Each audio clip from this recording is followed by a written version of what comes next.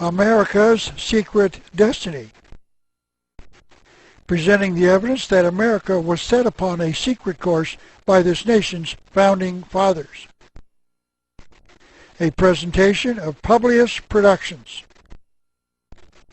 delivered on December the 28th, 2009. Part 1 of 4. My name is Ralph Epperson, and I will be the one presenting this material. Let me explain first that this is a PowerPoint presentation computer program, and it will not allow me to change slides while I am speaking. So this might sound a little disjointed, and there will be short gaps while I am changing slides.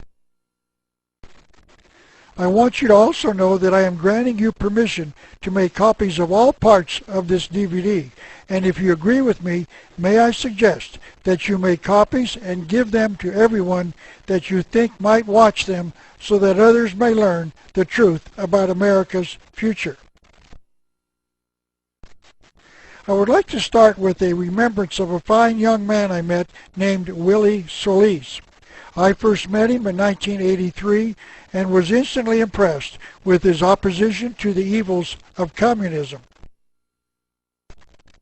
He was a Costa Rican who was photographed as he burned a flag in his town square.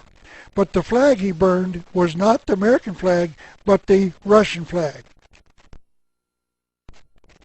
This was right after the world thought that the Russians had shot down the Korean Airlines flight number 007 carrying 268 civilians and American Congressman Larry McDonald. So Willie decided to show his contempt for Russia's actions by publicly burning their flag. That act certainly did not endear him to the communists in Costa Rica. I dedicated my second book to Willie with these words. I dedicate this book to Willie Solis, a freedom fighter from Costa Rica, who loved freedom so much that he was willing to pay the ultimate price for it. And he did. He was murdered by the communists.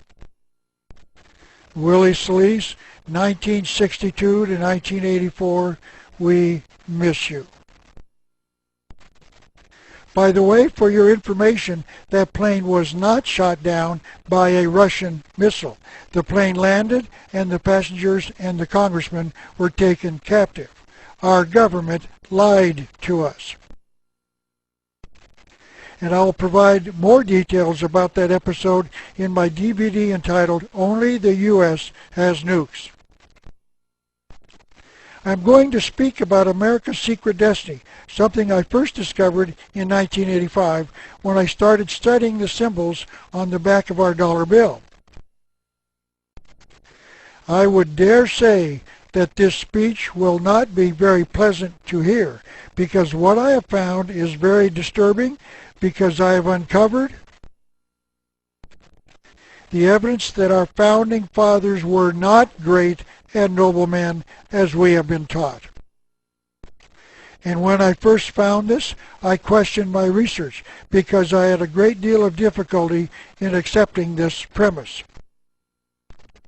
And I believe that you will question it as well. Therefore, I would like to ask each of you to serve on a jury. That means I'm asking you to be open and listen to all the evidence I will present before you reach a verdict. That is all I can ask, so if you will do that, I will say that this speech will be one of the most important you will ever hear. I wrote a booklet entitled America's Secret Destiny in 1995, based upon 34 years of research. And in that booklet I discussed the evidence that I had found that our founding fathers dedicated this nation to a secret destiny in at least 1782 in a thing that they called the New World Order. That was the theme of a comment made by Henry Kissinger, America's Secretary of State, during the presidency of Richard Nixon.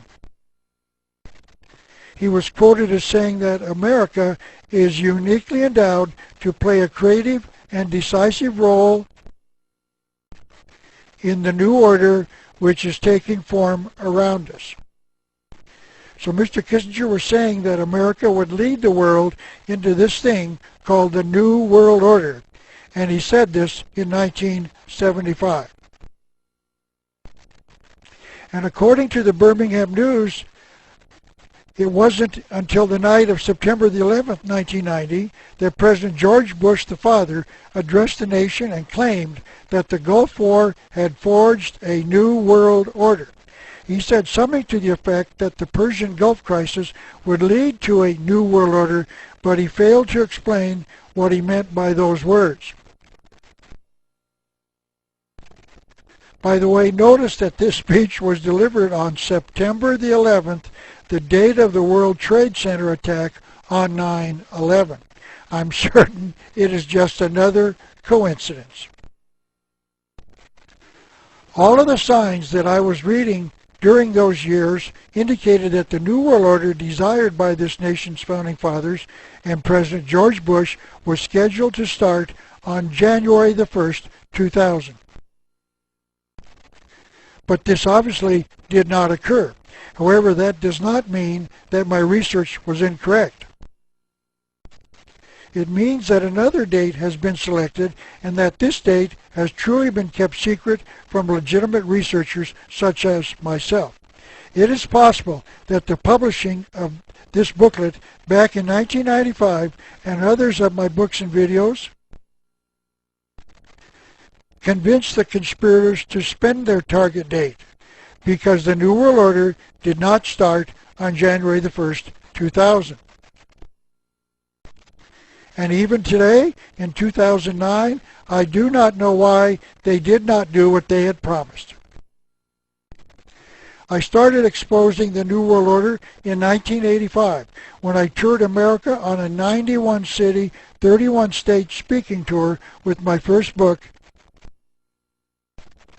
entitled The Unseen Hand.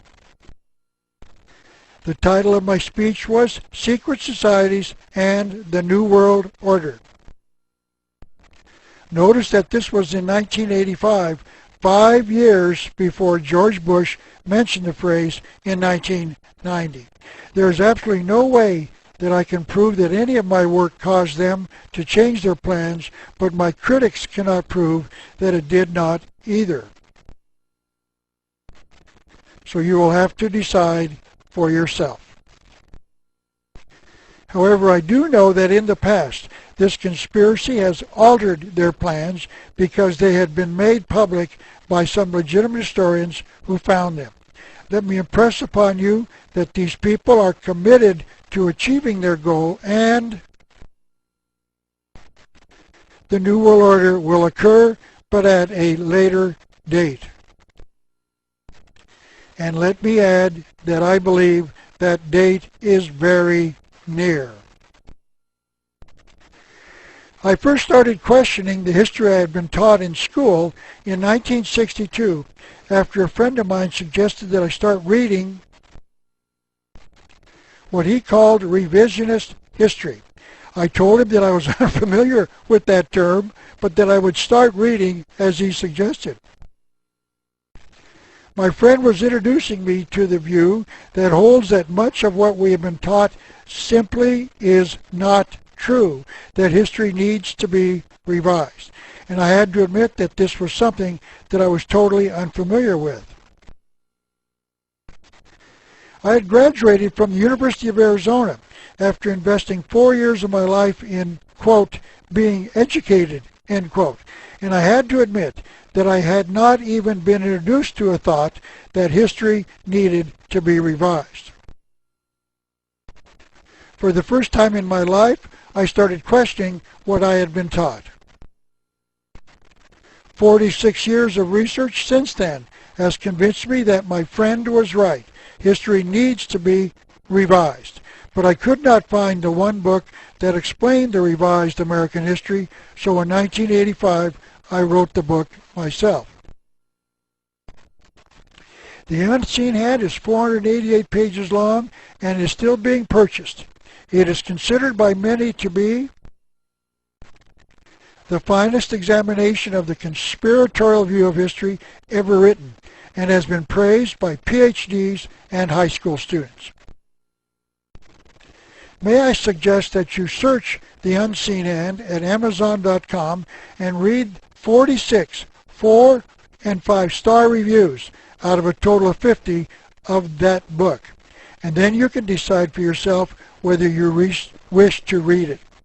But not everyone agrees.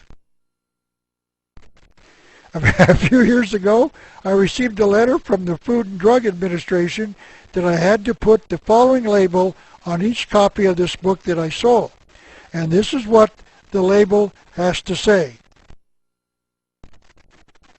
Warning, may cause dizziness.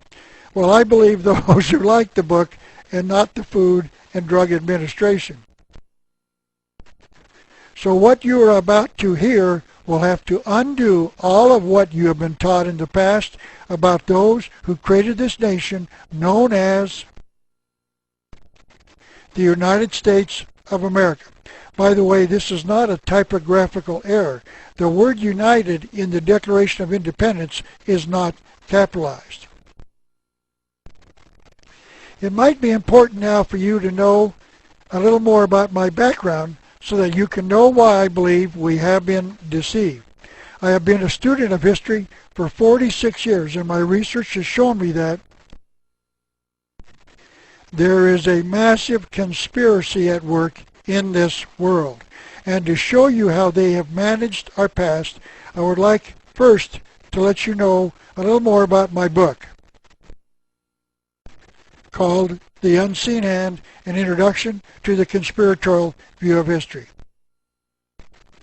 This book examines the evidence that the major events of the past, the wars, revolutions, and depressions, have been caused intentionally years in advance by an evil conspiracy. I call this view the conspiratorial view of history, and it is definitely not the view held by the majority of the historians today. The more traditional view of history is called the accidental view, and this view holds that the major events of the past have occurred by accident. No one really knows why these events happen, they just do. It might be appropriate at this time to define the word conspiracy. It is defined as two or more people meeting in secret with an evil purpose. And to show you that this conspiracy is real, I would like to discuss the testimony of a former president of the United States, Bill Clinton. I want you to know that this president told us on a live national broadcast in 1992 that there was a conspiracy and that he had been elected president because he was a supporter of it. And to start the discussion, I would like to show you a book that the former president and vice president Al Gore wrote in 1992, entitled Putting People First. And on page 217 of this book, Bill Clinton provided us with the transcript of his acceptance speech he delivered on July the 16th, 1992, when he accepted the nomination of his party as President of the United States. And on page 231, this is what he said. As a teenager, I heard John Kennedy's summons to citizenship. And then, as a student at Georgetown University, I heard that call clarified by a professor I had named Carol Quigley. We have to go back now a few years to the summer of 1963 when Bill Clinton was selected to participate in a thing called Boys Nation, held each year in Washington, D.C. to expose the next year's senior students to life in the political arena. This is a picture of young Bill Clinton shaking the hand of President John Kennedy in the Rose Garden of the White House.